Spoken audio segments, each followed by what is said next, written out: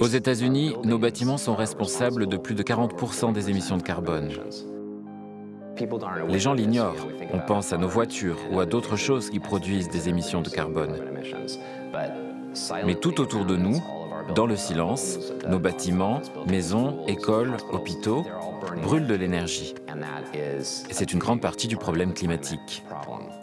Aux États-Unis, les gouvernements locaux, les entreprises et les particuliers cherchent des moyens innovants pour réduire les émissions de carbone dans un lieu souvent négligé, nos maisons. Zach Semke travaille chez NK Architect, une entreprise spécialisée dans une technologie de pointe pour les bâtiments efficients en énergie appelée Passive House, maison passive. Je soutiens activement Passive House, car pour moi, il est évident que c'est un excellent moyen de transformer les bâtiments en action climatique.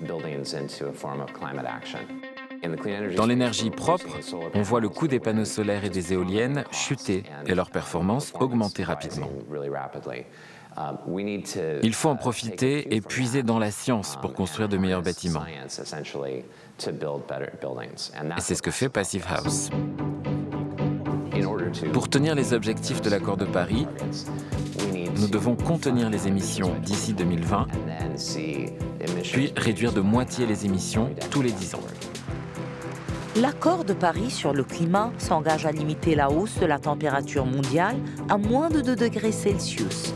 Cet objectif ambitieux exigera beaucoup de coopération, de détermination et d'innovation. Réduire la consommation d'énergie des bâtiments y jouera un rôle essentiel. Selon le Programme des Nations Unies pour l'environnement, les bâtiments consomment 40% de l'énergie mondiale. L'impératif moral de l'action est clair. Nous tous, gouvernements, entreprises, consommateurs, devrons changer. Et même plus, nous devrons être le changement. Mais comment en faire une réalité? À Seattle, Washington, la famille Ritchie a fait construire une maison Passive House avec des technologies de pointe pour réduire radicalement leur consommation d'énergie.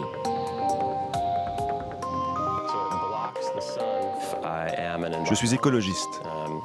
J'étais ingénieur pendant une dizaine d'années et je travaille dans la construction depuis 10-11 ans.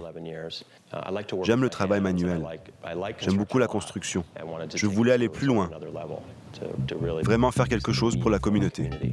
Quand on construit une maison, on espère qu'elle va durer longtemps et on n'a qu'une seule chance de vraiment régler la consommation énergétique de la maison, qui sera bloquée pour les 100 ans à venir. Donc, c'était une idée convaincante. On a décidé de construire comme ça. Vous voyez, ce rebord de fenêtre est plus profond. Ce rebord a une profondeur de 25 ou 30 cm, parce que tout le mur fait 40 cm d'épaisseur. Donc c'est un assemblage de murs assez profond, bien plus qu'une maison traditionnelle. Une maison typique aux États-Unis a des murs extérieurs d'une épaisseur d'environ 25 cm. Donc c'est une maison étanche à l'air avec une ventilation continue.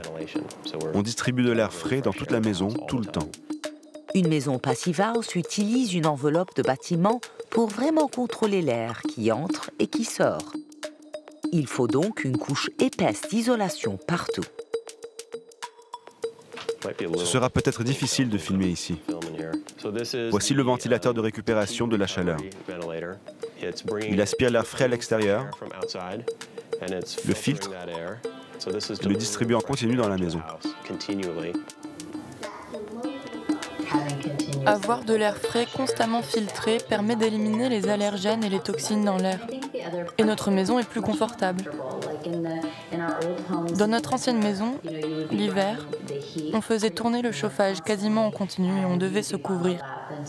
Maintenant, on peut porter un t-shirt, un jean et des tongs toute l'année.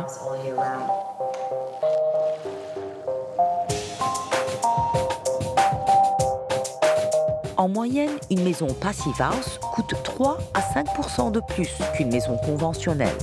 Mais elle réduit la consommation d'énergie jusqu'à 90%. En Pennsylvanie, l'Office du logement a pris des mesures initiatives pour ces technologies, en donnant un avantage compétitif aux constructeurs qui les utilisent dans leurs offres de logement abordables. La plus grande menace pour nous est le changement climatique. J'ai toujours adoré notre planète. J'aime la nature, le monde. Et voir cette planète s'éroder à tous les niveaux m'effraie. Laura Nettleton, architecte à Pittsburgh, en Pennsylvanie, se concentre depuis peu sur la restauration de vieux bâtiments pour les mettre aux normes Passive House. On nous a fait venir à McKeesport. À cause de la baisse de production d'acier, ce quartier s'est vidé.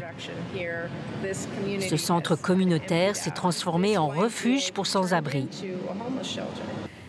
Il y avait 72 personnes qui y vivaient et le bâtiment était désuet et en mauvais état. L'idéal pour la rénovation, c'est de mettre une enveloppe sur l'extérieur du bâtiment, une couche d'isolation, une nouvelle peau. Imaginez ceci, si je vous demandais de sortir par moins 10 degrés et de rester dehors toute la journée, et je vous proposais 2 vêtements différents, une combinaison qui vous couvre la tête avec des gants intégrés et recouvre les bottes, ou un manteau de laine. C'est clair que vous allez choisir la combinaison. Elle est conçue pour empêcher l'air froid d'entrer. C'est le même principe que Passive House. Et cette même protection dans un climat froid permet aussi d'économiser de l'énergie par temps chaud, ce qui réduit le besoin de climatisation quand la température grimpe. Si vous isolez bien votre bâtiment, vous pouvez vraiment conserver la chaleur.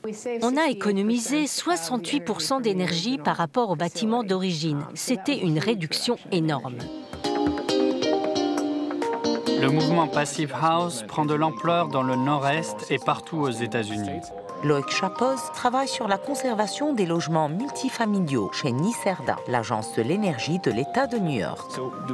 Le premier élément de l'équation pour moi, c'est de réduire la consommation d'énergie. Une fois la consommation réduite de 50, 60, 70%, il est beaucoup plus facile de répondre à cette demande avec des énergies renouvelables, qu'elles soient solaires ou éoliennes. Ce que nous faisons ici à New York, c'est d'essayer de créer un marché de restauration en profondeur de bâtiments existants, en s'inspirant d'un programme à succès aux Pays-Bas appelé Energiesprong. Le programme Energiesprong prend un bâtiment existant pour y ajouter une coque d'isolation et préparer le toit pour des panneaux solaires. Ces principes d'efficience énergétique, une enveloppe bien étanche et de l'air frais, en circulation continue, ressemblent à ceux de Passive House. NYSERDA étudie la mise en œuvre d'un système comme Energiesprong ou Passive House à grande échelle pour une exécution dans tout l'État.